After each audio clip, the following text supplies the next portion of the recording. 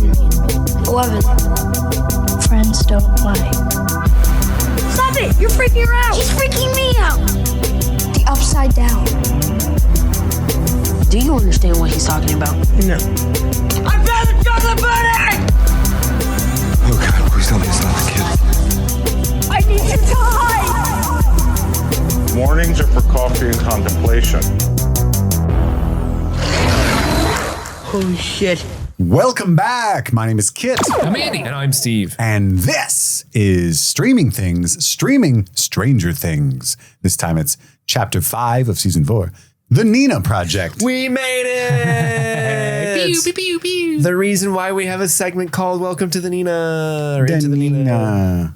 This is a seminal episode, you know? Yeah. The Nina was born. It's one of Steve's best jokes when he said that whole bit about it like it was a jacuzzi and you were doing the Dr. B voice, which you did a lot more often back then. And Sam, get in chuckle, here. chuckle. Get in here, Sam. We're going to crack some Schlitz open. We're going to have a good time. I get NFL in here.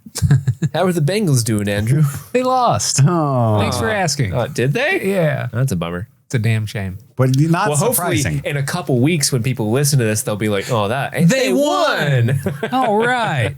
Yeah, this was the Jets. Just for you guys want to put a timeline on this thing, you know? Yeah. We're recording the a bunch. worst team in the NFL, and who lost to them? The team that's worse than the worst team. I feel like the Bengals do that every year. If there is like a team that is the worst in the league, the Bengals will always lose to them just randomly, even if they're doing good. If it was them versus the Bad News Bears, that would have been a totally different ending. You know what I'm saying? It's bullshit. Do they lose at the end of that movie? Yeah, but they learn a lot of stuff along the way. You know what I'm saying? Yeah. If they played the Bengals, they would have just won. Well, we're going to need a Nina to revisit your football trauma at a later date. But for now, You've buried the trauma deep down in your psyche, Andrew. Let's bring it out. I understand. Come to Papa, Andy. Papa? Daughter. Andy. Yes. Bearded daughter. Don't worry, we'll shave your head, but leave the beard. I've got a Heath bar for you. Oh, come on. Come on, Andrew. Come get the milk of the Papa. Anyhoozle, we've got MadLibs, overall thoughts, a deep dive, and all kinds of fun segments like our favorite moments, our Easter egg finding game. Favorite. Oh, I just bit my own teeth and it really fucked me up. I ain't gonna lie. You okay? I didn't know that was possible. Oh, it hurts so bad. Oh, man. I had too many gummy clusters and it's like doing too much cocaine, like your jaw clenches, you know? And whatever else I was going to say, you guys are tuned in and ready for it. What time are they going to hear this? What day? Oh, gosh. Is this still before the live show even? Probably not. This is literally coming out the Tuesday after the live show. Hey, guys, wasn't that amazing? That was so fun. Oh, I can't believe. We were so funny. We're out of jail, so that's nice. Yeah. The property damage to Cincinnati only went up into the millions, so we're okay. We all called Blake Maislin. Good thing we heard the number twice. Yeah. We remembered it. Yeah, that's very good. Okay, let's get into it. It's kind of hard coming off of an episode like Dear Billy, following that up. You know what I mean? But hey, it's like how I have to follow Andy's overall thoughts every week. It's tough. I just make it work. He's got great thoughts. Thanks, man. Oh, Steve, you're back on the Mad Lib front over there. Why don't you lead us to victory? Oh, I am, because it's time for the MadLibs, the segment of the show where I ask these two jabronis for words, and at the end of the episode, we will listen to the story that they construct using said words. I think Andy went first last time. Did I? I'll do it again. All right, give me a verb. Boink. I'm sorry. You killed Steve immediately. Audio listeners, because I usually trim these down so it sounds snappy, you probably won't get why that's so funny. It's because there was a long extended pause and then a very excited boink. Kit, can I have an adjective? Surreptitious. Andy, can I have an animal? Toucan. Kit, can I have a plural noun? Bazungas. Those are breasts. Big ones, usually. Yeah. Andy, can I have an adjective? Let's go with fruity. Rudy Tooty, fresh and fruity. Kit, I need a noun. Bean footage. Sorry, bean footage. Yeah, like roll that beautiful bean footage. Do you want to do beautiful bean footage? Let's just go all in. Sure. BBF. Oh no. you having a heart attack? Maybe. I love it. I love that that's maybe my last words. Andy, can I have a verb? Plop. I feel like Andy's just doing onomatopoeia. Point, plop. Biff. Blam. Whiz bang. What's my word? Adjective. Adjective. Horny. Andy, can I have a color? Shitty brown. Occupation from you, Kit. Demon hunter. Can I have a verb, Andy? Squeegee. Adjective, Kit. Bold. Animal, plural, Andy. Toads. Toads? Yes. Like battle toads? Yes. Sure. Let's go with battle Toads. toads. Battle. Fill it in. Yeah, verb ending in ing. Caressing. Andy, I need a part of the body. The back of the throat. Can I have a noun? Sphincter. And last but not least, Andy, I need an exclamation. I'm coming. Wonderful. Well, stay tuned to the end of the episode where you can hear the story these two jabronis created titled Monster Manual Dragons. You like dragons, Steve? Dragons. Well, now it's time to hear about our overall thoughts about Chapter 5, The Nina Project. Drop the, it's cleaner. Nina Project.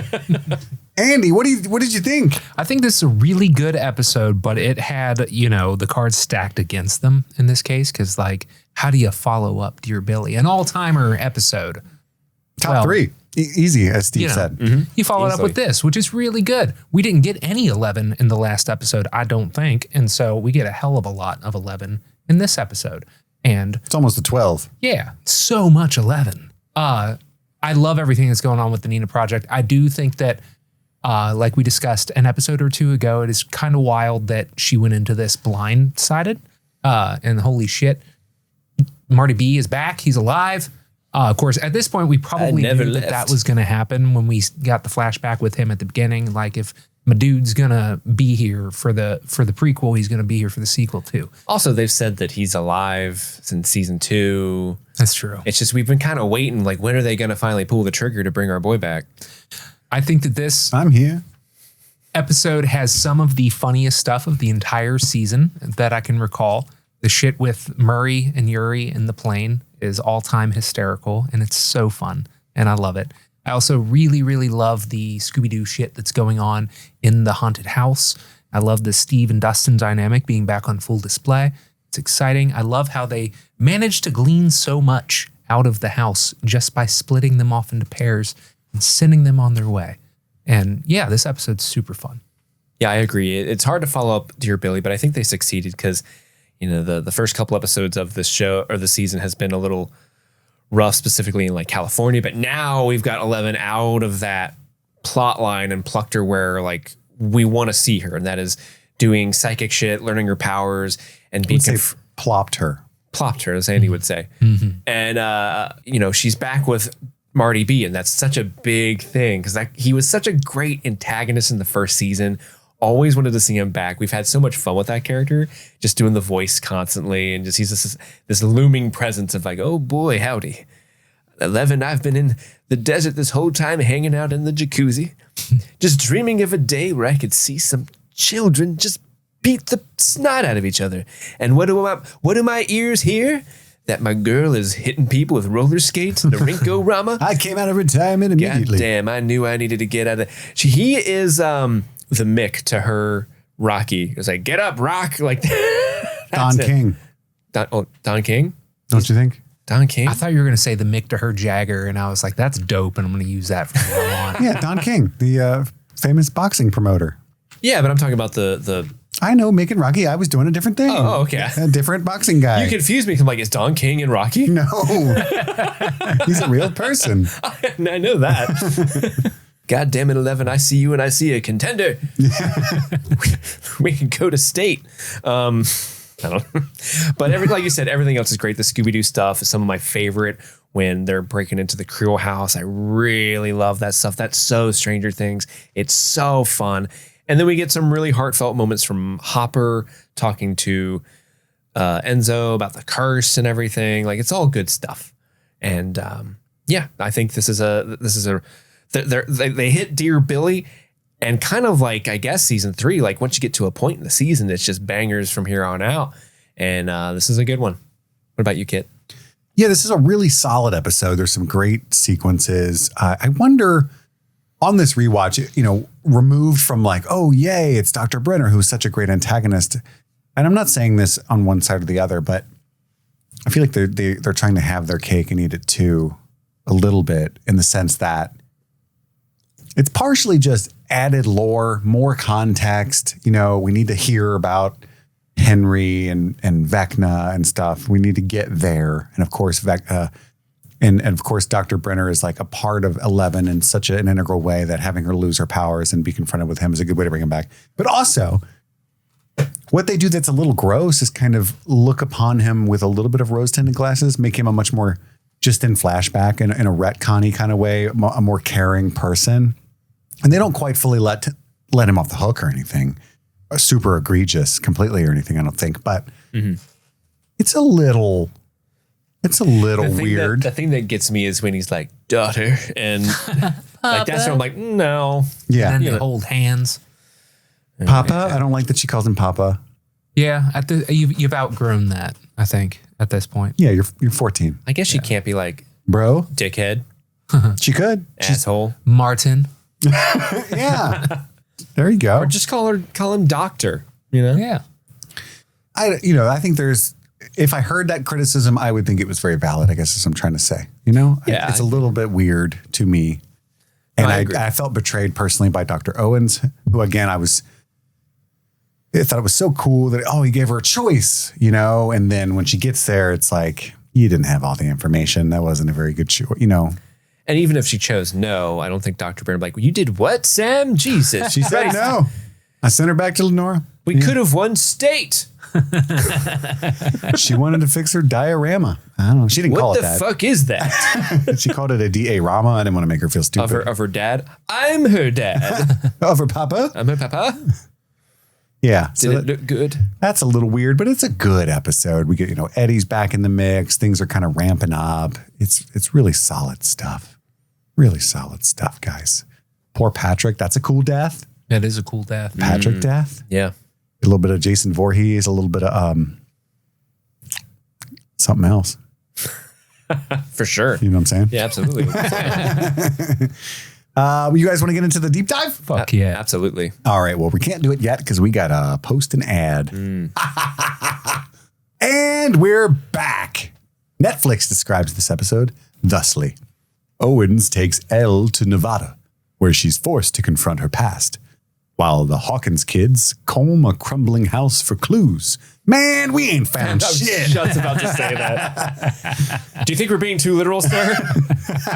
He said comb the desert. We're combing the desert. Vecna claims another victim. The Cali crew is where we start, and they are still booking it in the van. They're trying to stop the bleeding on Agent Harmon, and it's not working. We got to go to St. Mary's. I don't think praying's going to help that dude, man. No, we need to go to the hospital. And the guy's like, no hospital. Neither Warren Owens. Warren- Girl's in danger. Yeah, that's right. And then he dies before he can get him the number. Here's the number. But they see the government cars pursuing him behind. They say, get off the road. They pull the Hobbit. Fourth season in a row where they're like, turn now. Well, this is different. It's Get not off the road, quick. It's more of the Lord of the Rings thing. Exactly. It's not like a specific, now we're here. It's Although- just at any point, please get off the road. In this case, where the car is clearly you can clearly see the car that's chasing them in the rear view mirror. Turning off the road at that particular moment isn't going to do you much good. And they're like turning off the road into like a desert area. So it's like, where are they going? And the smoke building up. Maybe the way I took it, just to be charitable, is that they saw like the hood of the car. Then they turned some corners in my head canon. Yeah. And There were some corners. Or, and what's in my head canon was like, that's not actually a government vehicle. That's just a random vehicle. And they're like, we should probably not be on the road. That's much better. That's probably what it is. We'll be Not found them that's eventually. chasing them. Yeah, the guy behind him was like, where are they going? Like, what the fuck? Smoking some purple palm tree delight? Man, I know they have like a half hour promise, but damn, that guy's committed. And then they went to their spot in the desert, which is apparently nearby where they got off the road. Mm-hmm. Yeah, so they get off the road. The soldiers ransack the buyer's house, and Lieutenant Colonel Jack Sullivan finds that note from Elle. Chekhov's thrown in the trash can note because Mike was like, Psh, you're right, Will. Should have kept that. In a teenager's room, digging through the trash. Not a dangerous proposition. bold move, Cotton. It's cum. Well, in their defense, I think that was Elle's room. Right? Never mind. I don't know. Is that where Mike was hanging out? Yeah, I think when they're having that conversation, That's and he not nice threw of it away, the boys to be in the girls' room while she's not there. You're right. It's not. Not cool. I could be mistaken. It could have been Jonathan's, but I know when Mike went up to read the note, they always have him in Elle's room when he's reading that note. So I assume that's where he threw it away. Unless I he could was be just wrong. carrying it Wait. around with him all day. I'm almost positive he was sitting in Will's room because that's the one that had the The posters with the jaws and the little shop of horrors. Okay, well then, then I'm wrong. It's probably just paints and stuff in there He went through a lot of tissues before he got to that note. because of the paints. The other agent, Watson, is still alive. Wallace. Fuck. I keep trying to like Sherlock and Holmes this. Watson. And he's going to spill the beans. If you want to live, you're going to tell me where to find the girl. I love how he took a shot to the belly and fell over, and Harmon's getting like lit up and taking out a whole platoon by himself. And Wallace was like, he's got it. Look at my man go. He's always been, I don't think it's the pizza. I'll just sit here. Maybe he passed out. That's true. You know, he just woke up all sweaty and shot. Oh, can you imagine? Let's be charitable to Wallace. Elle wakes up on her road trip into the desert, and Dr. Owens is like, I'm glad you got some rest because you're going to need it. We're going to put you through the ringer, girl. We got a whole Tough Mudder obstacle course set up. We're driving to Philadelphia so you can run up those stairs. There's the obstacle that has the like electrical barbed wire that you have to crawl through that'll zap you if yeah. you touch it. Have you ever seen American Ninja Warrior? You're going to be doing all that. Press the buzzer. This is American Ninja Children. You can do it. Come on, 11. It's American Ninja Children. Coming to you from Dr. Brenner. Something I've been working on. From the minds that brought you child fights comes a more legally okay version. Don't ruin the surprise. Yep. 12 hours ago. That's what we cut to. So like all the big shootout stuff hasn't happened yet. And that's a clever, effective way to, because it's like, oh shit, Jack Sullivan has the note. He's probably going to get the beans spilled, but then that's probably only going to take him an hour to get there by chopper at the most. But no, it's 12 hours ago that we're seeing this. So that gives her a solid 12 hours to like train, unlock her mind. It's not a shed, 11. It's an elevator, silly. And this was like an old ICBM silo, intercontinental bomb. Yeah. I don't remember the acronym. Ballistic missile. Mine works too. I love how Owen's like, you didn't think we were operating out of a shed in the middle of the desert, did you? And 11's like, no, like I know how this works. Yeah, literally never. Honestly, I didn't think about it at all. I don't care. I mean, I'm not the best at grammar, but I know this. It's like my whole thing. Meet the team, 11. They all left their families and their jobs and other things because they believe in you. You're bigger than Madonna to them down here. Really? Who's that? And then she meets Nina. And Papa is there. I want to help you, 11. Your gifts have been stolen. I believe I know why. Let us work together again, daughter and Papa. And she runs. Yeah, she is fucking like Everybody nope. there is like, Jesus fucking Christ with the daughter Papa thing. And You said you weren't going to do it. Come on. That's what I mean. Why does he have to be so creepy? You promised. Like I love when they like bring the villain in to help against the bigger villain. That's the thing that I enjoy in all stories. But not if you're going to be creepy, dude. And I hate that there's an alarm. Yeah. It's like, okay, Child running. it's just too much. And then they fucking inject her. I was like, this is rough. Dude, This is crazy. This is not what she signed up for at all. we're on the same team. Yeah. And like the guards take way too much joy in it. Cause like Yeah. later on when they stop her again, they're like, you really want to do this? I beat your ass last time, little girl. Round 2. Roundhouse. And they're like, Frank, you didn't have to kick her. Why did we hire you? Oh, I'll do this for free. Do you think Dr. Owens at any point is like, whoa. And like in the wide shot, he's just standing there like, But he looks like, why did it come to this? should have eaten the waffles, girl. Dang. Where are my Reese's Pieces? I'm going to need them. That's right. Back at the prison, Hopper's getting the shit kicked out of him because he's been taken back now. No run. Now is going to be much pain. And they drag him to like a courtyard cell. There was like a bloody flail in the courtyard. And Antonov is there. At least you're not going to be alone, Hopper. But my company is no one. And Hopper punches him, and all the other prisoners are like, kill that fucking pig. yes, get him. Yes. Because they don't like him because he's a guard. What was it? Muzor? Yeah. Yeah. Are they fucking shouting Muzor? I don't know. But they should. Look, Suka. we gambled today and we lost. I don't know what I told you. You know, this is crazy. You know what you signed up for. But then Hopper realizes that Joyce is also in trouble, thanks to him. Meanwhile, at the Fish and Fly, Yuri fixes his plane, and Joyce and Murray are awake and tied up inside the plane. And he's so happy. Peanut butter is banned in Motherland. $1.20 here. What a good deal for peanut butter. And he sells it for what, $20. Oh, yeah. $20 in Russia. I wonder why it's banned. Is it just because the peanut butter is capitalist thing? I don't know.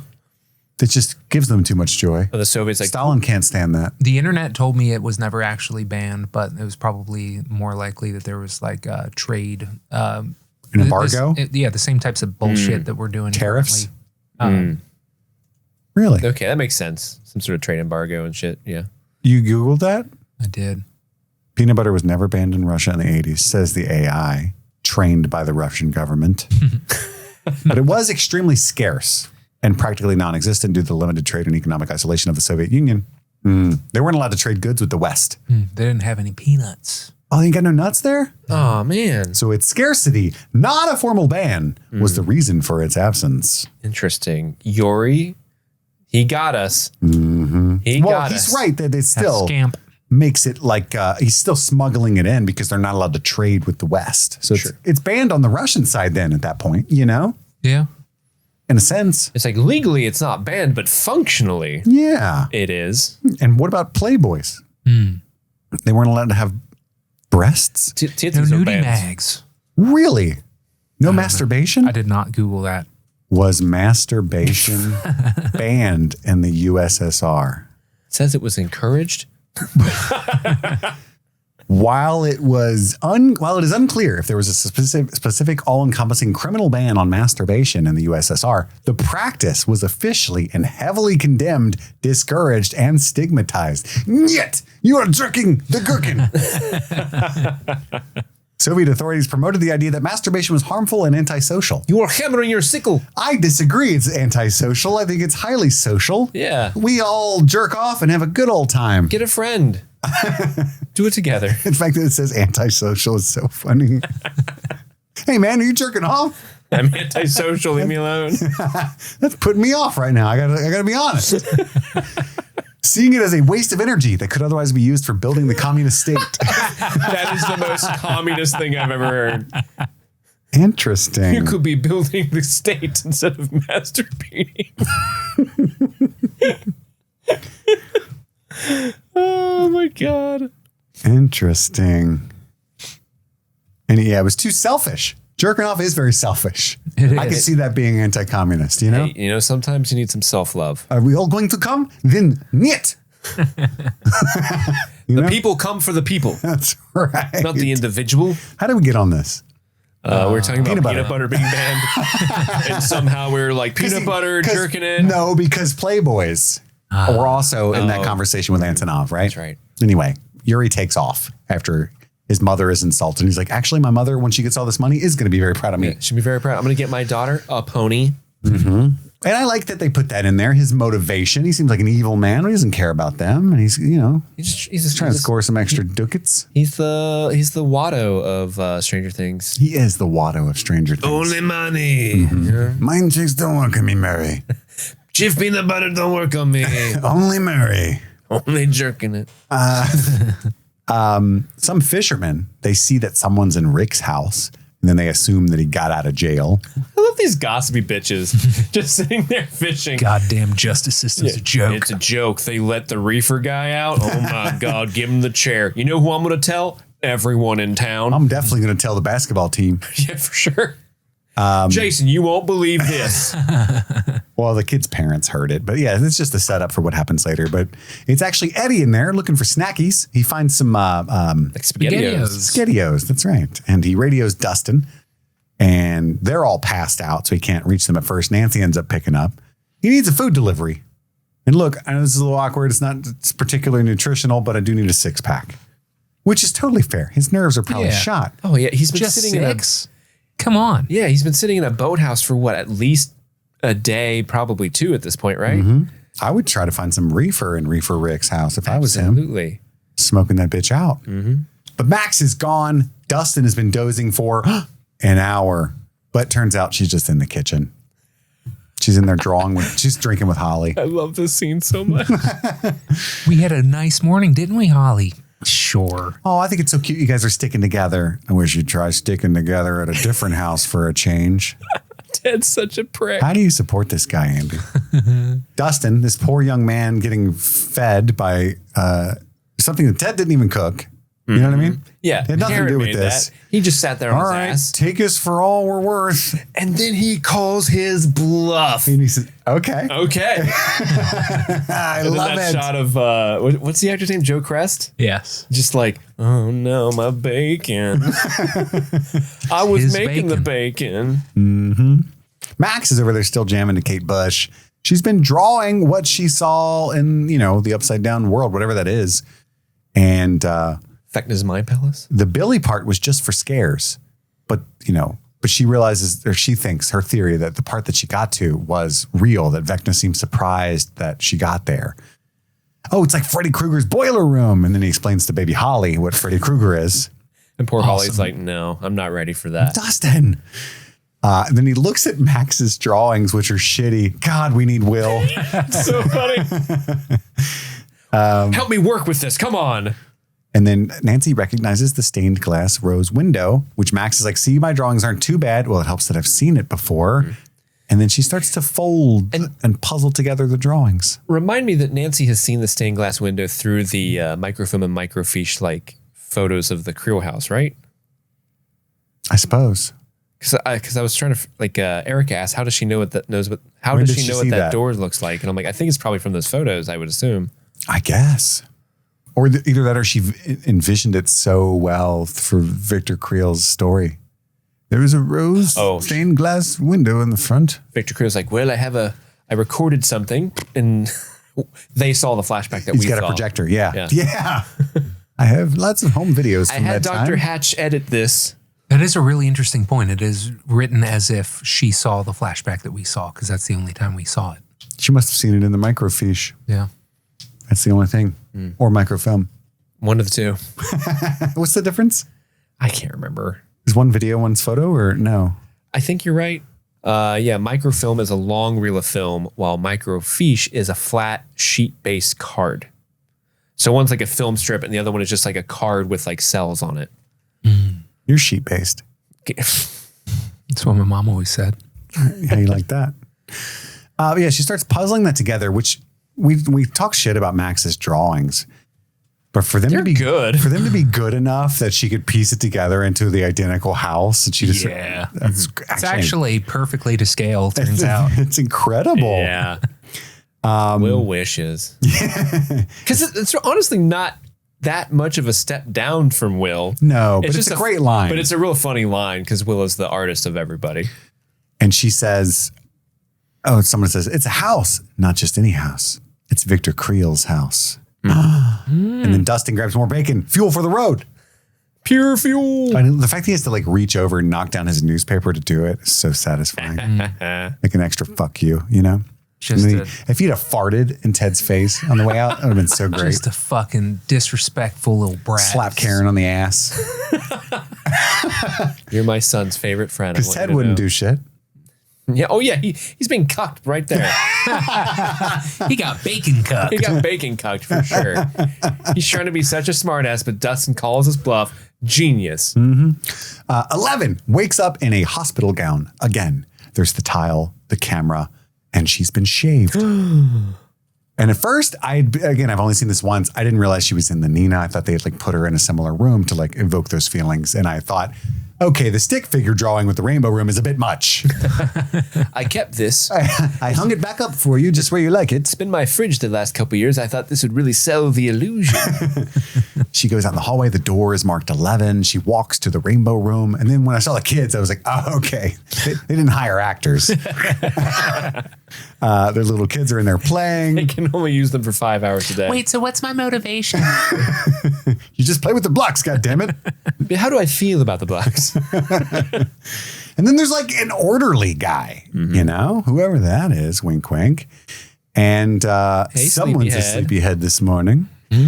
And she runs through the hallways right back into the rainbow room. She cannot escape the rainbow room. Well. It cuts to Dr. Owens and Dr. Brenner.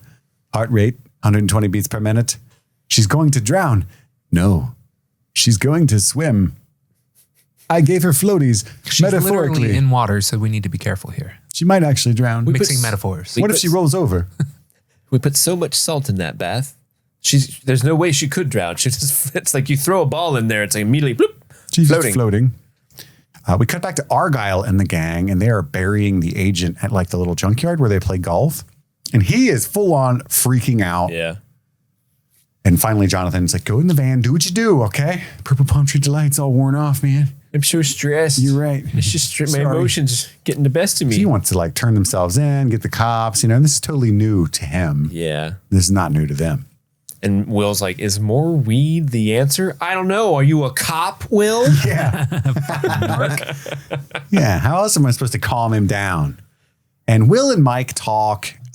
Mike's all upset that they don't know where 11 is. He's not upset that the guy's dead. If that motherfucker, that weak little dick bitch, had survived for one more second, I would know where L is. Why would he even say that? Instead of just, why did you just tell me? What?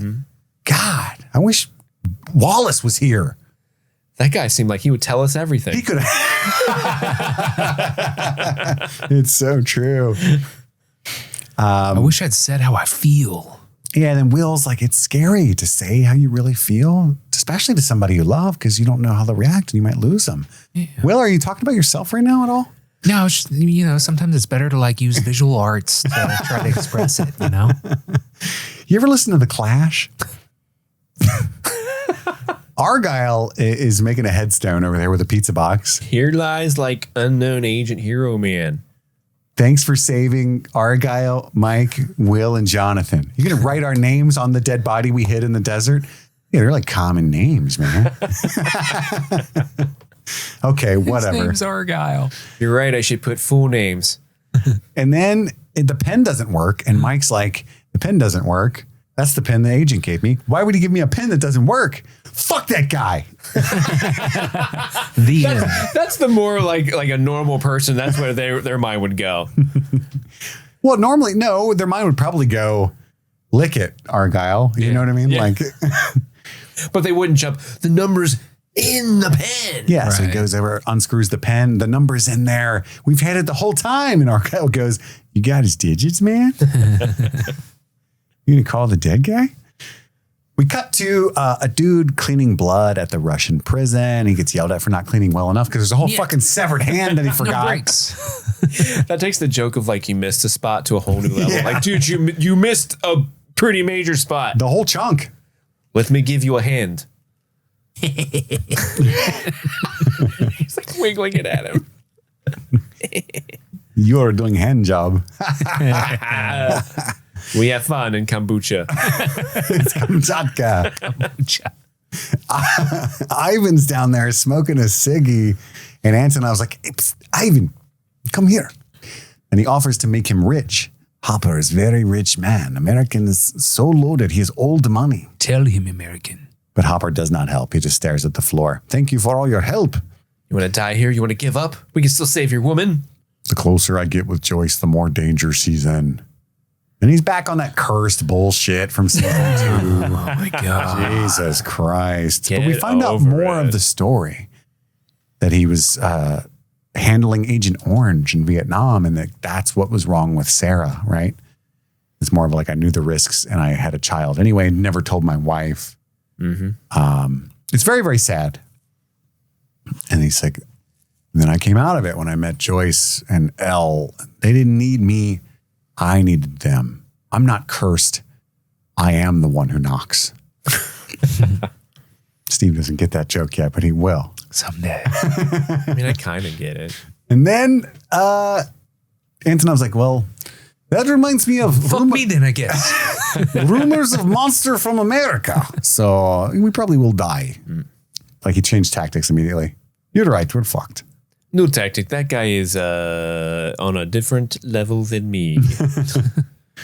And then the Owens, agent buddies, they Agent Stinson. yeah, Secret they're doing like bleep bloop stuff over at the Munson trailer. Yeah, they've got like a Ghostbuster echolocator. thing. Yeah, ectoplasm. I believe it's a hairdryer. It's just real funny that they walk in and there's a giant, wild crack in the ceiling that just looks haunted. And they're just like, should we point it at that first? No, let's start at the ground and work our way up. Check the SpaghettiO. Yep. Yeah. You see, what you got here is clearly the cause of all the beeps and boops happening on our equipment here. The funniest part is that Wayne Munson's just standing there smoking a cigarette. He's working 12-hour shifts 6 days a week over at the factory for It's the night shift, too. for pennies. Yeah. Comes home from work one morning, beat to death, dick beat in the dirt, as they say, and finds a twisted up cheerleader on his living room floor. Takes that, honestly, pretty well. Yeah. He has to go back to work that day. Oh, yeah. Then the government shows up the next day. We want to bleep bloop around your house for a second. Whatever. Sure. Then they look at him and go, pack your shit. You got to move. And he just goes, All right. Yeah, dude. He doesn't have a fucking word to say about that. That's my note too. Like, what? He just goes, Honestly, he's probably like, thank fucking God. I don't want to be here after all that shit. or there's that, but also just life, it just gets to a point. Yeah. You're you like, gotta of laugh. course I do. You It'll know? also probably put him up somewhere a little bit nicer than where he's currently staying. You know what else? I got cancer, I bet. Just tell me. His Bleep day- bloop me. Point it at me. His month is going so poorly. I wouldn't be surprised if he walked back to his bedroom and then he heard a clock chime and him, Wayne. No, he's way too chill to get fooled by Vecna, you know? Yeah, he would see Vecna like, oh, all right, man, what? Wayne's just, I did the best I could, Vecna. Come on, man, have a What do you beer. want from me? No, I don't feel guilty. Now, Victor Creel, that's who you need to be looking at. Just saying. That's my dad. Chrissy's funeral is a real bummer, is my next note. And the devil is here. Like, I would leave. That's awkward. Yeah. The devil. Why'd you invite him here? She's smiling down, but she's pissed. And old, That monster's still out there. yeah, who let her give the eulogy?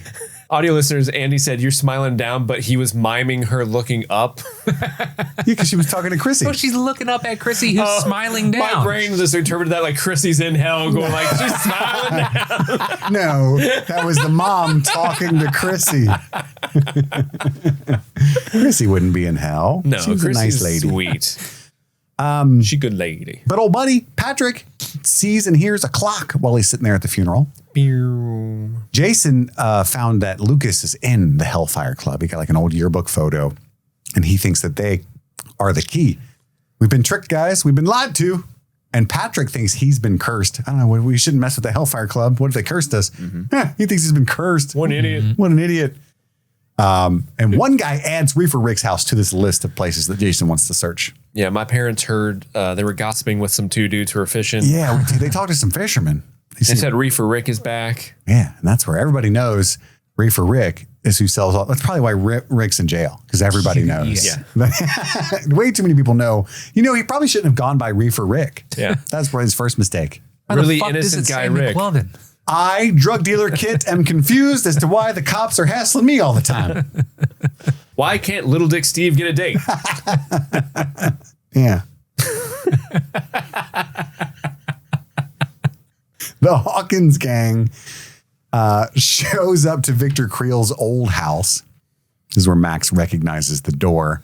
It kind of hurt my heart when Robin, it survived so much. Oh, yeah. That priceless stained glass window. Oh, yeah. I love stained glass. Me My wife too, would have man. shit a brick. That That brick. she threw. Yeah. I found a key. It's a good line, but Just kick the door in. Right? Pussies. That's history, baby. But Steve is flummoxed that everyone has flashlights. where'd everyone get those? And this is what I mean about the Steve's so stupid and useless thing getting a little old to me personally. Because like that's funny, but it's also like, why do we got to keep doing this bit? And then Dustin isn't like, here, buddy, like he normally would be. He's like, all right, stupid fuck. Everybody knew to bring flashlights, you fucking fuck. No wonder Nancy left you. Oh, I'm sorry, Dustin. I was too busy driving everyone's asses around. Oh, don't worry. I brought a spare for dum-dums. That's you. Dustin, what are you on? Yeah, why is he so mean to Steve? Henderson? Not a child. Henderson? The family left. The whole house is like still furnished and shit. And they find the actual clock.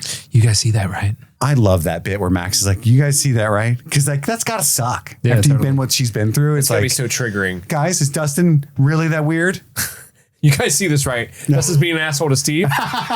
And then Steve's not doing himself any favors immediately after. Why is this guy so obsessed with clocks? Is he like a clockmaker? Well, that's what I mean. It's not just the characters, it's the writers being mean to Steve. Yeah. That's what I meant. Well, like also, they don't really know anything about Vecna, so it's a good question. Why is he obsessed with clocks?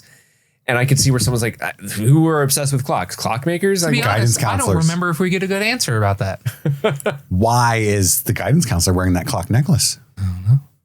It is the peak of fashion. Yes. It's cutting edge. Suppose. Time to leave. Think you cracked the case, Steve. Because Dustin's got to be all cunty now. And then they have that whole argument when they get paired up. Why'd you sigh? We're always partners. I just want to switch it up a little bit. You know, That's having this, good. I like that. They're having this whole thing, but that's just the writers calling attention to them always being paired off and being meta. And that's fine. It's fun. You know what Eggo we missed? Michael Myers. The I'm gravestone. surprised Steve didn't catch it. Which Maybe episode? Maybe it's in this episode. No. What's the time? Dustin says at one point, never tell me the odds. Dustin says it. Oh, I don't remember when he says it. But that's from Empire Strikes Back, and none of us said that. Yeah. When was that? I don't know. Like episode 1 or 2 or something? Oh, it's episode 1. Yeah, when they're doing the D&D campaign and they're like, Never tell me the odds. Oh. That's Empire Strikes Back. I thought you said that. I doubt it. I don't think during the Eggos. I just now learned it last night when I was reading some. Oh, you must have said it during the recap thing, because I'm pretty sure you said it. Really? I think. I'll just say I did. Because I didn't catch it. I like that idea. I didn't catch it, but I think you said it. Yeah, I did. That's right. I remember now. Wank. And then the lights come on and flicker a little bit, but nobody really notices. And Yuri is fucking housing that peanut butter in the yeah, cockpit. yes. Nom, nom, nom, nom, nom. I don't eat anything else but my peanut butter. I wish I had milk.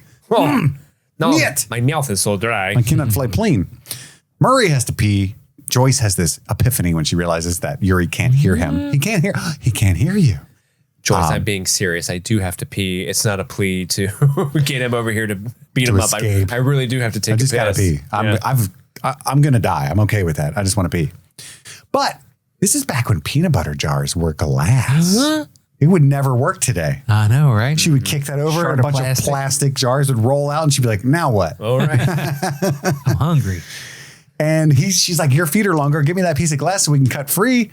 And he's like, "Then what? Then we take him out. And what? Who's gonna fly the plane? Well, don't knock him all the way out. Just, beat him up. Oh, you take his gun and beat him up. Well, you're a black belt in karate. Is black not the highest color?"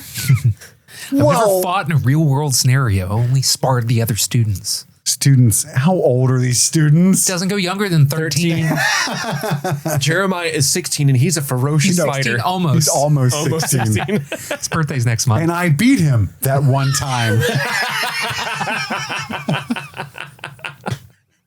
It's so good. Yuri's not trained or skilled like Jeremiah. Him saying "and I beat him" is funny enough. Yes. But that one time It's so is good. gold. 11 is, I can defeat him. Thank you. I feel a lot better now that we've talked through it. she feels much worse. Yeah. Yuri, 11 is still stuck like running through that mind lab. Every room is the rainbow room. Mr. Look who finally decided to join us keeps saying that over and over. Fucking sleepyhead. Finally, she snaps and screams into the camera and sees her own reflection in the lens of the camera. That's not a real camera. I'm baby 11? Tiny 11? What's She going looks on? into the other reflection, and that's where it kind of unlocks that she's in this dream or memory. And that's when he decides to speak through the intercom into the Nina, I suppose. Nina's the name of an opera about a buried memory. It's a little on the nose, but I thought it was pleasant. I enjoyed it. Wait till you hear the code name. Dalsac. That Dalsac. Dallirac? Yeah. Sorry. I don't actually listen to it a lot. I don't get out much. Nicholas Balzac wrote the Nina. Nicholas Balzac. Balzac. The Balzac Project. I don't get out much, so when we were coming up with this idea, I had just gone to the opera for the first time, and let me just say, it hit me like a ton of bricks. It was. Then I saw Hamilton. Have you seen Hamilton? Not throwing away my Shut. 11, you're young, scrappy, and hungry. 11, congratulations, you have made it into the room where it happens. Meet my new friends, Angelica. Angelica Eliza and Peggy and Ted. And then he hits her with the find your own tree. You'll have to find your own way out. Find your own tree. 11 remembers the next line, which is we finally get out of this part of the movie that she keeps reliving, right? And then the kids all hop to it when Papa comes in. She's swimming now. Good, because we're about to die. Yeah, Owens is trying to keep them all on a timeline. You'll have to swim faster. We cut to Argyle and the gang. They pull up to a payphone to dial the number that they found in the pen. And it's like an old school, this annoys me. It's like an internet fax machine. Well, thanks, Agent Harmon. That's really fucking useful to get this message to Owens so quickly that they have to drive to Utah to get a hacker, which is going to take 13 hours. It's ridiculous. Harmon's probably thinking like, well, these kids will get it. They're fucking nerds. Clearly, they know what this will mean. Send a fax, my dude. He couldn't use his last breath saying, in the pen. That's annoying enough. No hospital. No, seriously, no hospital. I don't know. This whole plot, while I'm sure it pans out to something fun, is ridiculous. No, we're going to drive to fucking Utah. Well, there's a phone. Call Susie. No. No, we're going to use her data if we're calling her at the same time. That's right. War games, baby. The only hacker I know lives in Utah. You ever any story, man? That scared the shit out of me, man. That's some existential shit, man. I love that Will had his little moment of singing the song too. Turn around. Because he's like, oh no, there's only one reason to go to Salt Lake City. And Jonathan's like, what do you mean? Turn around. Mormons. What you see? Says we'll get there by morning. Oh, brother. Susie saved the world last year. Maybe she can save it again. Hot darn it, she can do it again. Unless we need something other than Planck's constant, then we don't know for sure if she can help at all. We're not sure. Eddie sees the jocks pull up to Rick's while he's in the, he's like, oh shit. And they're still in their funeral suits. But one dude's got his hat back on, Andy. He's like, I'm the hat guy. I laugh so hard when they get into the kitchen and he sees that bowl of SpaghettiOs and Jason's like, he's here. This is the place. That son of a bitch only eats SpaghettiOs. We know that about him. Well, I get what he means. This house has been empty for a year and there's like freshly cooked food. For all we know, the pan is hot. It just reads funny. But it is funny. He's here. Everybody knows how much he loves SpaghettiOs. It's got the little meatballs and everything. He never eats the meatballs, only the noodles. He ate around the meatballs. My daughter's the opposite. She loves those little sausage meatballs. Yeah, Oh, they're so good. They're so good. I don't know what meat that is, if it's even meat. Yeah. But it's good. Meat product. You know what I'm saying? Yeah. They realize it must be Eddie was my note. Eddie is trying to radio for help, but the radio was in the backpack. So after he gave Steve the flashlight, he dropped it on the ground for some reason. And it focused on the radio. Do you guys remember that? They don't got it. They're not hearing him. They got it. Dustin quotes Sherlock Holmes to Steve. And does anyone write the quote down? The world is full of obvious things which nobody of chance actually observes. Sherlock Holmes. And then Steve finds those like jars in the air vent. I don't know what those are, but then like a spider crawls on his shoulder. What's a spider collection, isn't it? It's There were jars of spiders in the bugs. jars. Really? Yeah. Interesting. And he's certain that it was a Black Widow.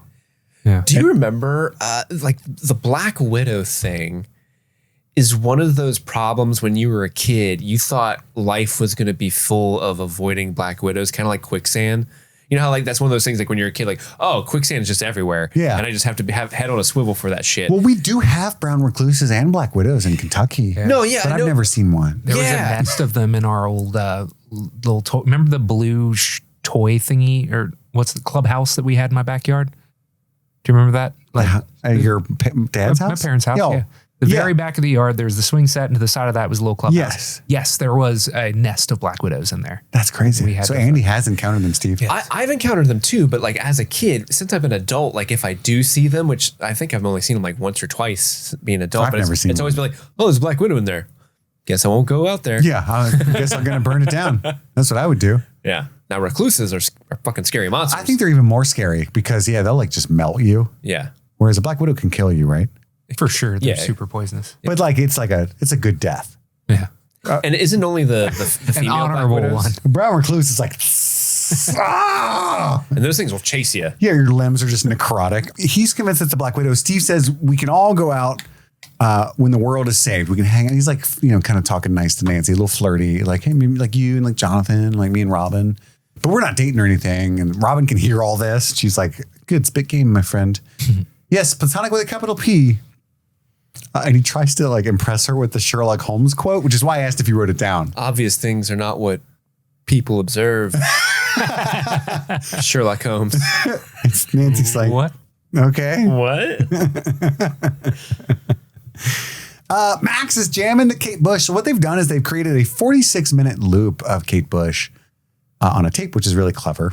Because back then you couldn't just play the track over again. You'd have to rewind it, And they don't want to take that time of rewinding. Do you think she's actually in danger, or once you get away from Vecna, you're just good? Well, I think she's still in danger, and it's just more of a failsafe. Maybe he's not actively pursuing her in that moment because he's like, that was weird. She made it to the Mind Palace and got out. That really bummed me out. Well, pissed. She got away. I'm going to go get Patrick. She hurt my shoulder. I need another victory so I can recoup I need a dub. emotionally.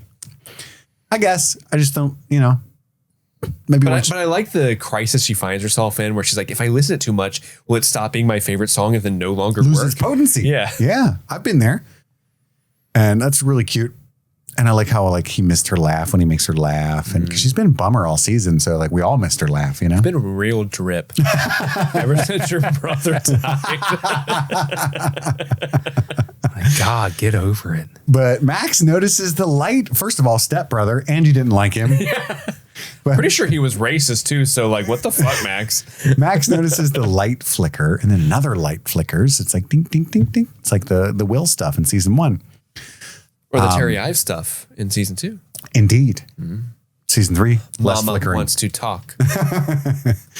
In the past of the lab, the kids are training, making the lights flicker as well. 2, doing a solid job.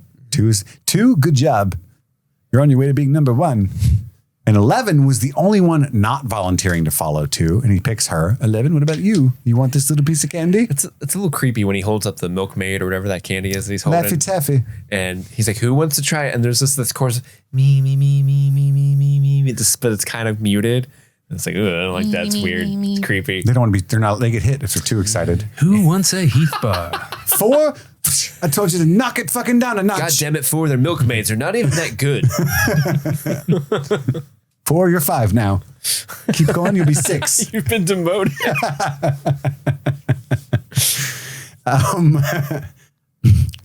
Pack your shit. You gotta move rooms. You're homeless now. No, he's got to We're kicking you out of the program. He's going. Congratulations, you get to be a normal kid now. Every now and then he goes out on the porch and there's a bunch of little bald kids like Fight Club. Oh, my dream. He yells at them for 3 days, and if they're still there, they're allowed in. Now, Jared Leto, go yell at them. Yeah. Any hoozle. Why does he waste so much time with her? I love his mentoring. They're laughing at you.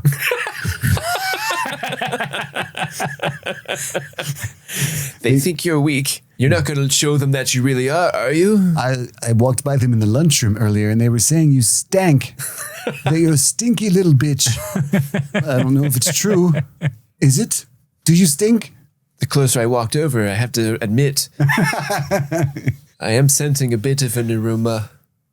They're laughing at you. He's like Carrie's mom. They're all going to laugh at you. Oh. But anyway, she lights one of the bulbs, but she's not able to make them move. And then when she goes to wipe the blood from her nose, her iconic, I've been using my powers blood drip, her hands are covered in blood. And she's back in that day of carnage and there's dead people all over the halls. Dead bodies everywhere. And then she's going into her, she's having a fucking heart attack. Pull her out, pull her out. She's having a full on heart attack. Yeah, Owens is worried It's about insane. her. It's my biggest fear.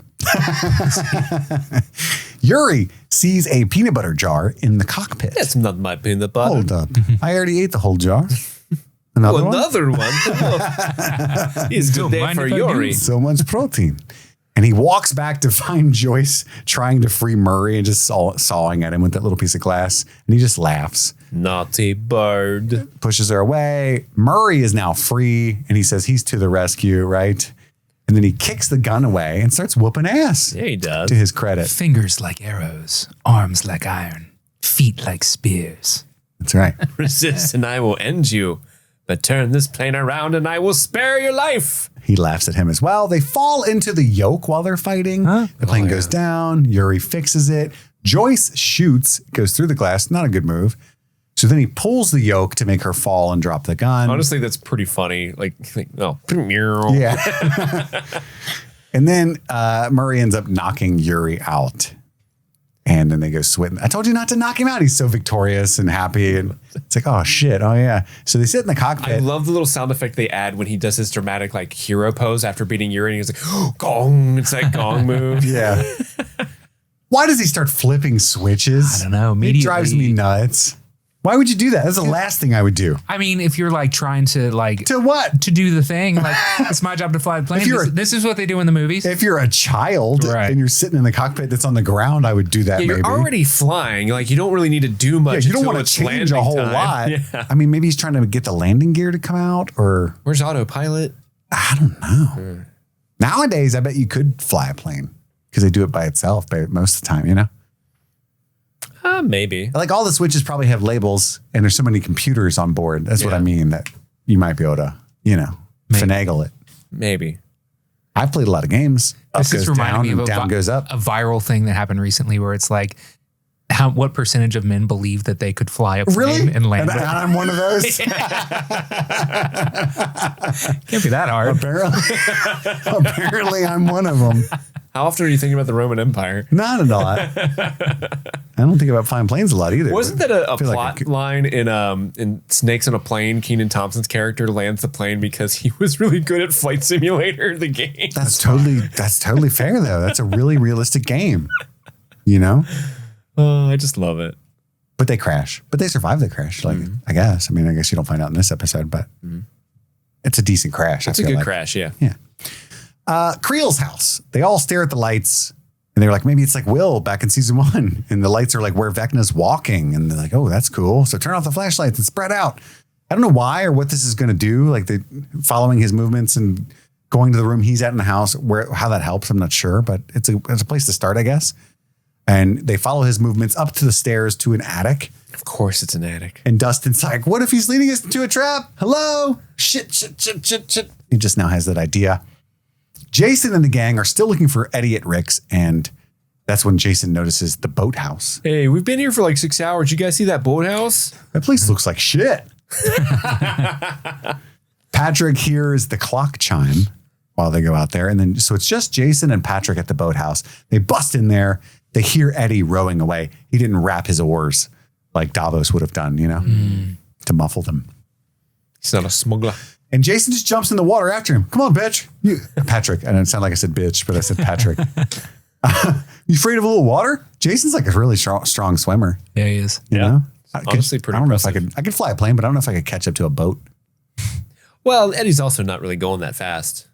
No, Eddie's but not super far away. I don't know how, I feel like a couple good oar strokes send you farther than a lot of arm strokes. You have to get going, I think. You have to get a rhythm. If you're just starting off, and especially and you only have the one oar to do it each side. It's not like he's got the Yaminers. Yeah, it's going to be a while. I would just wait in the boat and beat the fuck out of anybody that swam up with my oar. Yeah, you just get that oar like he eventually does. Yeah. Like, okay, bonk.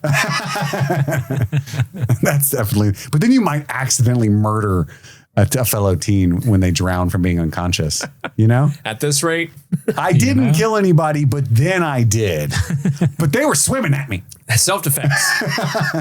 They were basketball players. You know how scary that is? These were state champion basketball players. true. Okay. That's true. But But yeah, it's kind of crazy, man. Boat swim chase. Mm-hmm. Eddie's like rowing away.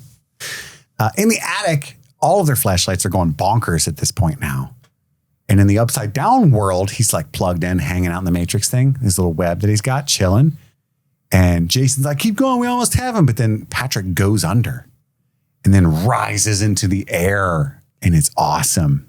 What would have been awesome if my TV wasn't going out and it was really dim during this scene. Oh, So badly that I had to send a photo to Andy. I think there's something wrong with my TV. that's a bummer. I don't think it's supposed to look like that, is it, Steve? Not at all. Oh. I've been watching this whole show with Turd TV. No. Any hoozle. Yeah, he flies up in the sky. Yeah. It's all crunchy pretzely. He does the whole thing.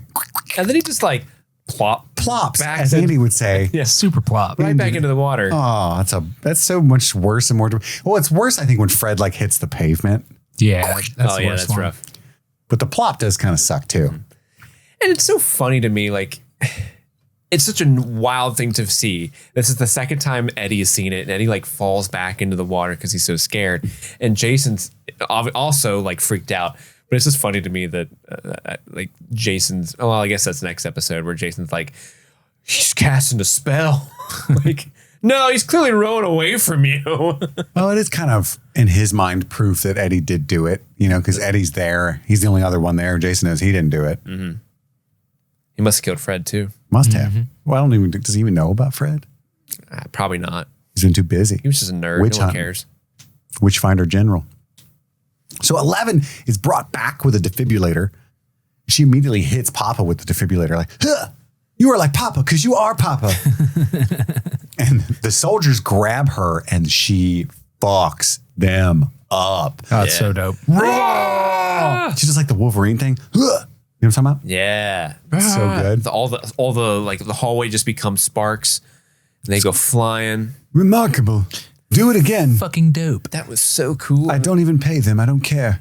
And Gary, he's- get up. He's so confident because she's like, oh, I got my powers back. Let's go, dude. Ah! And he's like, ooh, that's really embarrassing for you. I bet a bunch of kids would make fun of you right now if they were here. I don't understand. I do.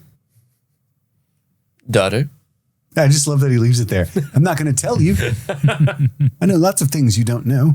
That's right. How to tie a tie. Do you know how fast I can do a crossword, you ungrateful bitch? Do you know how to do your taxes? I do. You don't even know what's a write-off and what's not. Home office is based on square footage. Do you Does know that what blow your mind? Do you know what APR means? I could go on. Take my hand and find your own tree. He offers her his hand and she says, Papa. I hate it. Daughter. Daughter. Daughter. I have always liked you more than the other 10. 11, because there was a 12, I think. Well, let me be clear. 10 was my favorite. Well, post 10's death, you were my favorite. You inherited that role. And when 8 broke out, that made me sad. But prior to that, Honestly, we I don't forgot. talk about her. I forgot about 8. yeah, she must have broken out before any of the carnage. Oh, she definitely did. There's a point. Oh, never mind. Spoilers. I don't know why Dr. Brenner was mad at you. Spoilers, Steve. Excuse me. You won't be getting a milkmaid now. That's the end of the episode, is the daughter thing. It's a bummer. But yeah, now it's time for the chocolate pudding, our favorite moments, after a brief break to hear from one of our sponsors. Welcome, Stream Fiends. My voice is shot because I just got back from the live show, and it's actually November and a time for reflection, for gathering close and giving thanks. And here at Streaming Things, we have so much to be thankful for. And before we close out today's episode, it is time to honor a very special tradition. That tradition, we take a moment to give heartfelt thanks to the supporters who help keep this podcast rolling like a Thanksgiving Day parade. Our super patrons. These are the generous souls who contribute $25 or more each month, and they truly are the gravy on our mashed potatoes. So thank you to Aaron Armstrong, A.K. Ashley Ray, Albus Stinkpot, Alexis Adler, Anthony Corona, Apple of Andy's Az, Arson Wells, Ashley Powers, Brett X, Brianna Williams, Kaylee Sampson, Charlie Friday, Daniel Pack, Elpander, Emmy, E. Scramo, Haley B, Hootie Hoo, Jay Rich, Jer, Jim E, Joe Velez, John Collins, Josh Stitch, Jay Screamo, Just Liz Calabria, Justin, Jadinklage Morgoon, Kalisha Reeves, Lady Trashley, Lil Tickler, Mandy Joe, Maddlestat, Mitchell, Narvel Toughnuts, Nice Guy Eddie, Paula Garcia, Peaches, Rabbit Dog in a Barbie Car, Rebellious Angel, Sean Callahan, Sean Myers, Sun Loving Mortal, Suzanne Road, Susie Callahan, Svento7, That Brenda, Trisha Bueller, Upside Down Canuck, Xander Barbarian, Casey McCain, and Enza. Thank you all so much for supporting Streaming Things, and thank you to the other patrons who support us as well. Now, no more delays. Let's get back to the episode. And we're back. We're just going to be Dr. Brenner for the rest of the episode. We found the chocolate pudding. Andy, what is your number 3 favorite moment of this episode? My number 3 is Hop telling his backstory about the Agent Orange. I just thought that it was the most that he's gotten to really do so far this season. He hasn't gotten a whole lot of lines, a whole lot of looking mopey. And so it was just fun to hear a little bit more about why he is the way that he is and why his backstory became what it was. Word. To your mama. My number 3 is a small scene, but it's breakfast at the Wheeler household. There's a lot to love there. I mean, you get the cool. Oh, Dustin with the thing. You get the cool drawing and all that's cool. Holly's there, that's fun. But the real winner is just. Is she doing a light bright? I think so. Yeah. Mm-hmm. But the real winner is just Dustin calling Ted's bluff, like Ted being a real shitty guy about like, can't you hang out somewhere else? Why don't you eat us at a house at home? Okay, dude. And just his face, Joe Crest's face of just being like, oh no, he's doing it. He's doing it. Hoisted by my own petard. So good. I love Dustin when he gives Ted the business. Mm-hmm. What's your number 3? My number 3 is Murray's karate. I think Andy and I are going to be flip-flopped a little bit, but number 3 is Murray's karate. It's just great when he finally, you know? That's my number 2 is I beat Jeremiah that one time. So fucking funny.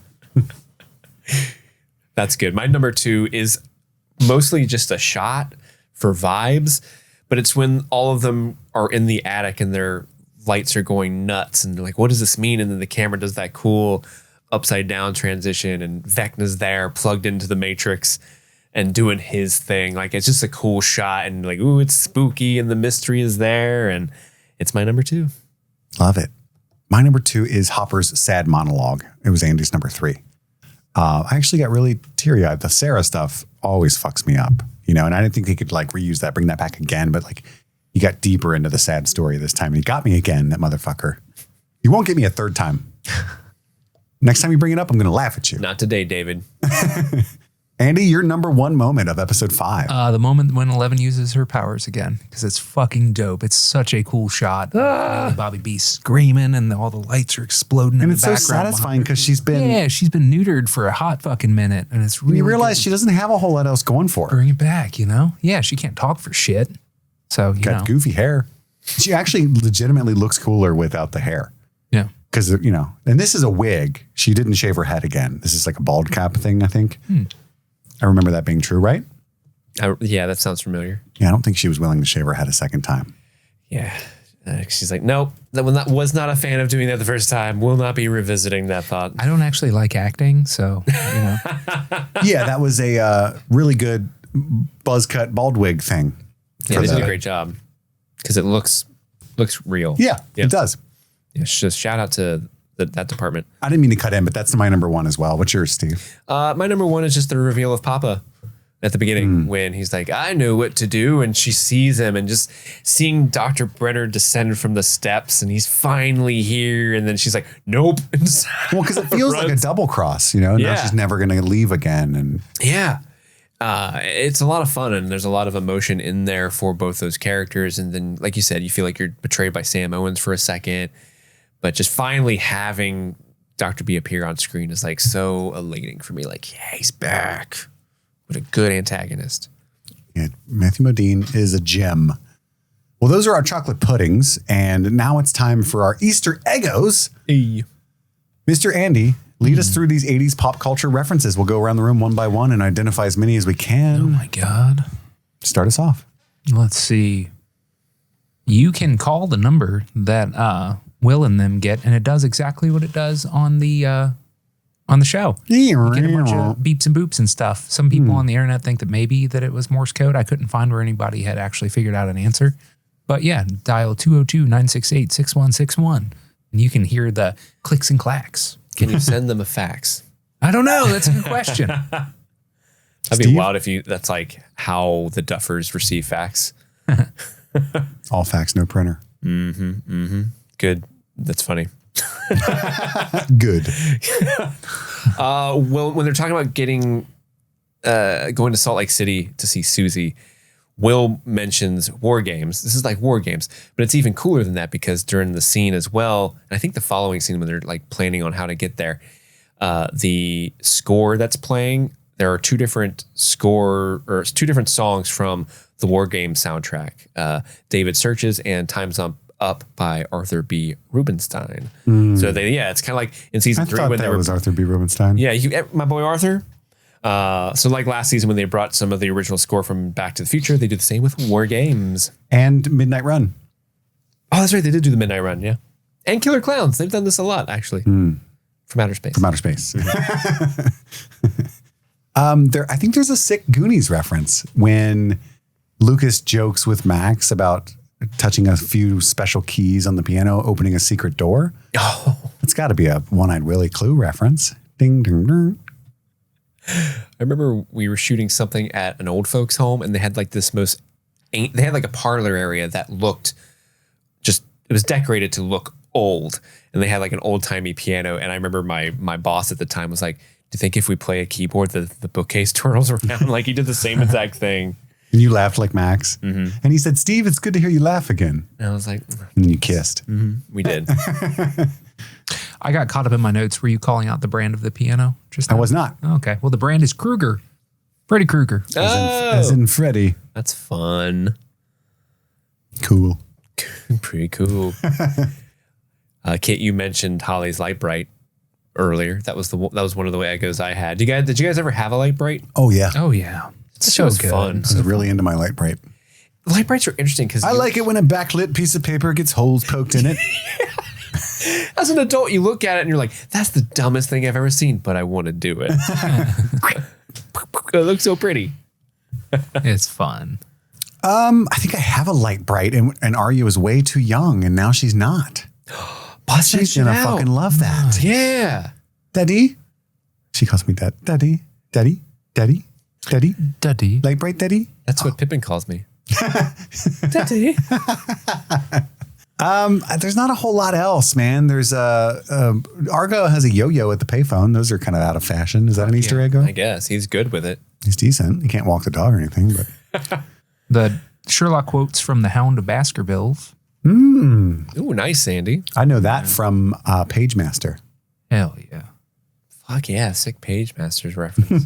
Obviously, Never Ending Story. That's another one. But Madonna gets brought up at one point. I think the boat thing, it might be the boat later when Eddie's in a boat again. Is there Eddie in a boat again?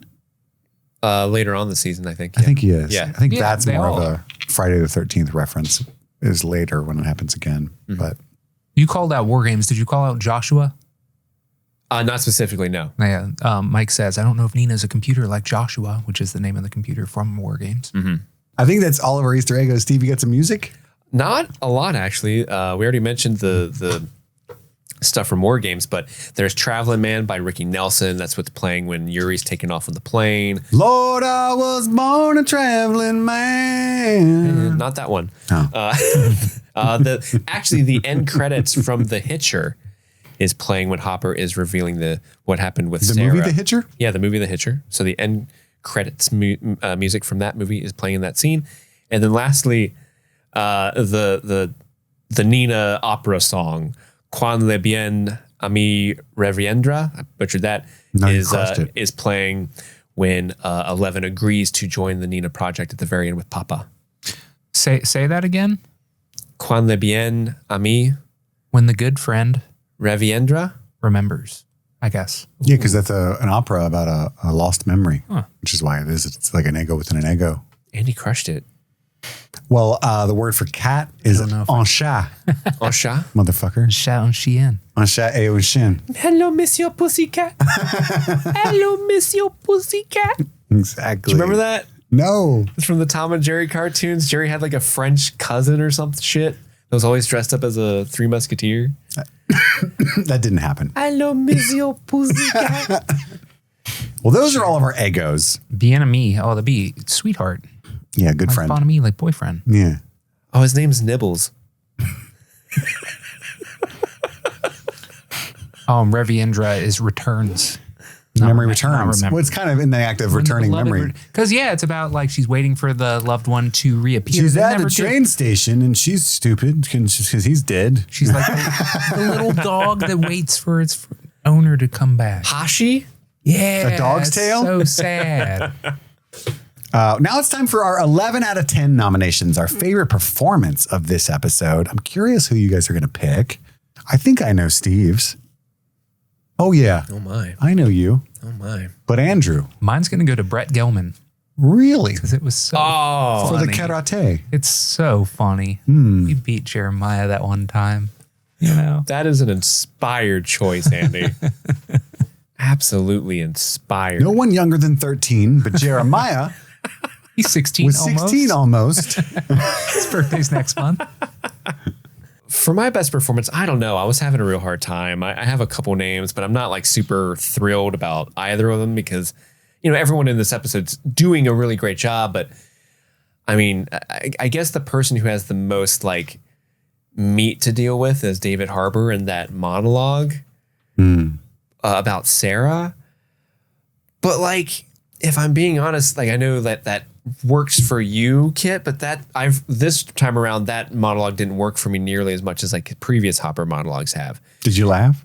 No, I didn't laugh, but I was kind of like, oh wow, they're really like making this They're going back to this. a hat on It's a a hat regression type thing. for his Yeah. character. But so like the two I had on my list is Millie Bobby Brown or Matthew Modine, and I think I'm just gonna go with Matthew Modine because it's Papa. That's who I thought you'd go with. I love it when they call me Papa. I love it when they call me Papa. That's right. I'm going to choose Millie Bobby Brown. Thank you, MBB. Millie Bobby Brown Bon Jovi. Why are you picking Millie? She was wonderful. She's back in her element. She got her head shaved. She got those ridiculous wigs off, even though she's wearing a wig. And she's got there's so much emotion she has to deal with upon seeing Dr. Brenner, so much fear.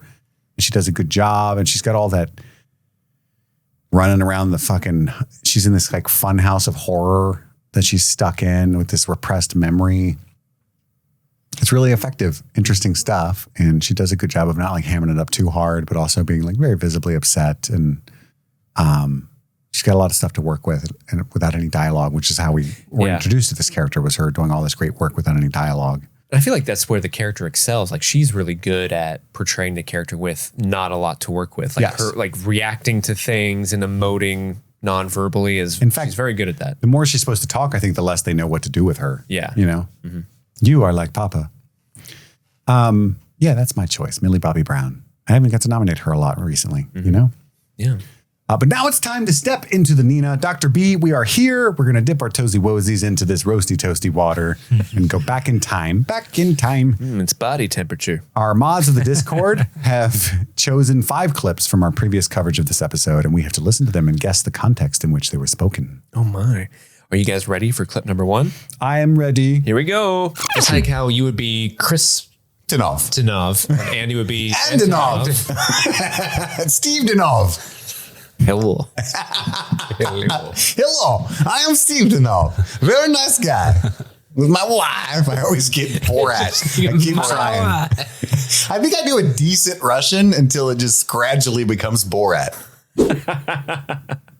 Are we talking about his name is Antonov, but it's like Anthony, but you just made it Russian? Yeah, we're just Yeah, I all like names are that. just Anov. Seems to be where we went with that. Let's see what they write. Steve realizes that Enzo's real name is Antonov, which Kit says, it sounds like Anthony, but Russian. We are then given more examples to make sure that we understand. Antonov. I like it. I like how we realize that his name is Antonov. We're like, oh, I thought it was Anta this whole time. After 3 episodes of calling him Antonov. Yeah. Clip number 2. How is that at all entertaining? Hey, man, I'm not going to yuck anybody's yum. I will yuck this yum. I'm yucking this yum. I'm gonna yuck the brains out You of this guys yum. know what's yummy? Heath bars. Yeah. You gonna yuck that yum? No. No, nothing. No. All right, cool. Yeah. We wouldn't do that. In defense of the last, I just want to touch on this real quick before we touch on that. Sure. Touch. We had less time by far, by orders of magnitude, to like prepare. And You're referring to the Antonov? Yeah, not noticing that kind of thing is like it's 5 a.m. and we had just watched it kind of shit back then. Yeah. In this recap, we're like, oh, Agent Harmon and Agent Wallace. Like, we didn't know their fucking names the first time because of the way we recorded the shit and how we're going to record season 5. So if you guys like that, don't get used to this stuff. As prepared as you think we might be, it's going to go out. It's going to get worse. Yeah, far worse. But this clip, what yum are we yucking? Yeah, what's not entertaining? Like there's something I did not find entertaining at all. Is someone doing something that's like, that's fun. You're eating the peanut butter that way? That was yummy to him. Sure, but I wouldn't yuck peanut butter yum. Are you not entertained by Brett Gelman and his karate? I would be so disappointed in myself if 2022 version of me did not appreciate that. I'm sure you did. Like what else is even happening? That like, what could it be? The Nina TV show? Not a fan? I obviously am a fan of that show. But it's recorded. It's gospel now that you guys support Heath bars. So that's cool. Yeah, it was like an ironic. The joke in that was the subversion of expectation. Yeah. Ooh, I have an idea. I cracked my neck. I was unrelated to this. Could it be, was it this episode when they were, no, it was last episode. Shit, fuck, never mind. I was going to say, was it because they waste our fucking time. They were watching golf? Come on, buddy. We got nothing. We're stumped. Yeah, I'm stumped. Sure, let's see what they write. Steve is amazed that anyone would willingly watch golf because it is boring as fuck. That wasn't even this episode. It says it's even worse to watch than baseball. Andrew brings up Heath bars. That's funny way we were talking about that. It was only a couple hours prior. Oh, probably. At that time. I was still on it. Yeah. Well, actually, let's circle back. Was it this episode? Maybe no, because they're burying him in the beginning. Yeah, that's right. Yeah, so it's definitely last episode. Interesting. All this shit runs together when you do it at once like this.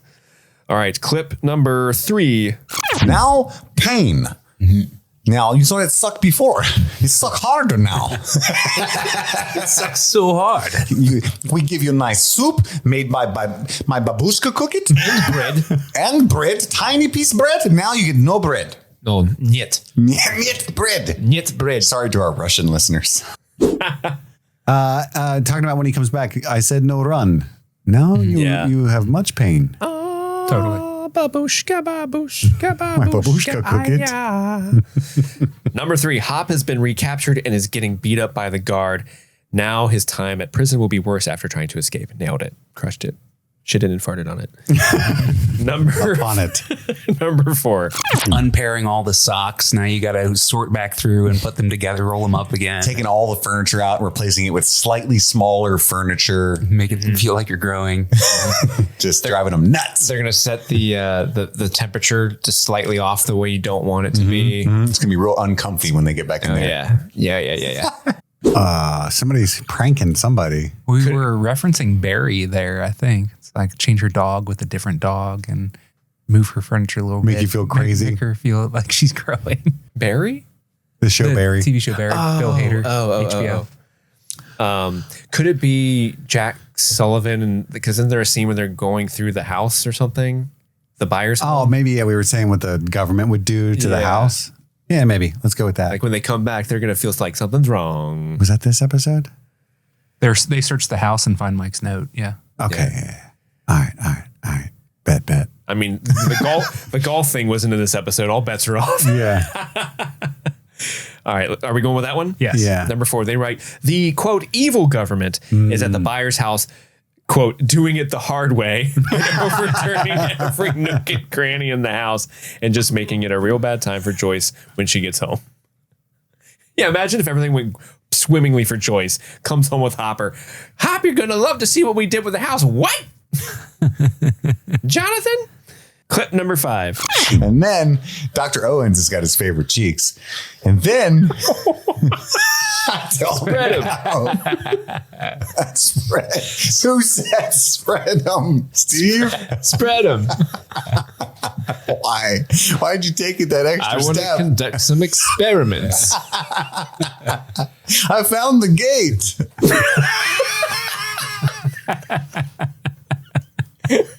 We've opened up another one. Okay. What about Owen's cheeks? Owen's favorite cheeks.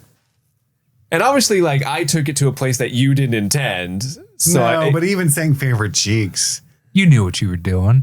Because Owen's not even in this that much. He's just like kind of there. Like, Are these by chance flip-flopped on the ones that we did last episode versus this one? no, this is 4.5.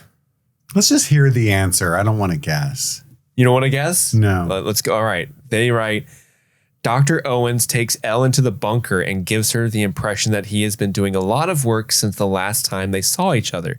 But it is joked that all he has actually done is find Dr. Brenner and hear the terrible wound on his favorite cheek. Healed the terrible wound on his favorite cheek. Brenner's got a scar on his face now from from the attack. That's So his right. favorite cheek is Brenner's cheek. Brenner's face. Yeah. Okay. And then we joked about Brenner and Owens having sex. Spread Is that what that is? Spread him. Yeah. Okay. Spread him. I don't get it. I found the gate. That was funny. Because you said it. No, we all laughed, motherfucker. I was here. I watched the mirth unfurl.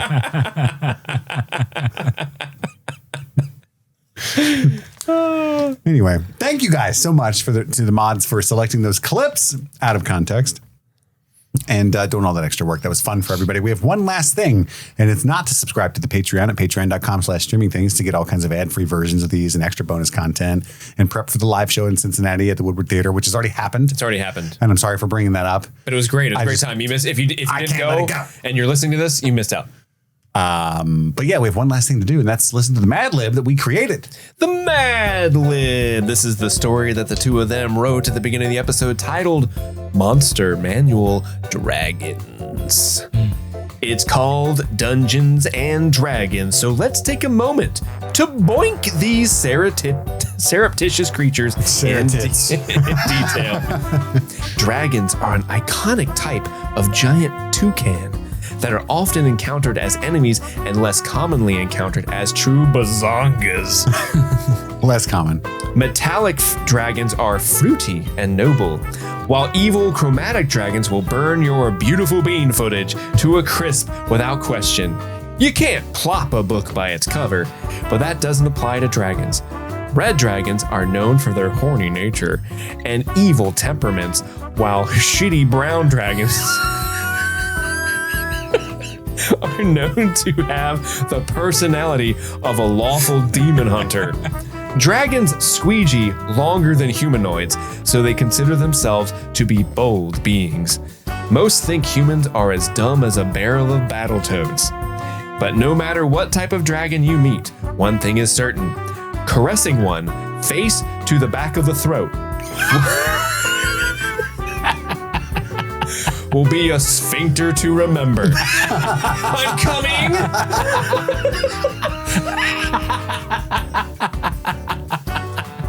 And thus concludes Monster Manual Dragons.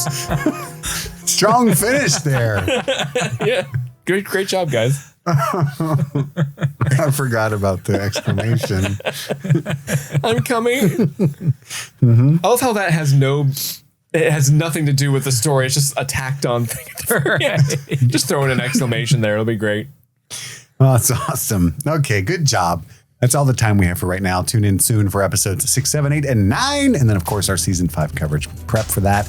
Make sure you are subscribed. That's all the time we have for right now, though. We've got to go return some videotapes. My name is Kit. I'm Andy. And I'm Steve. And this was Streaming Things, streaming Stranger Things. Happy streaming.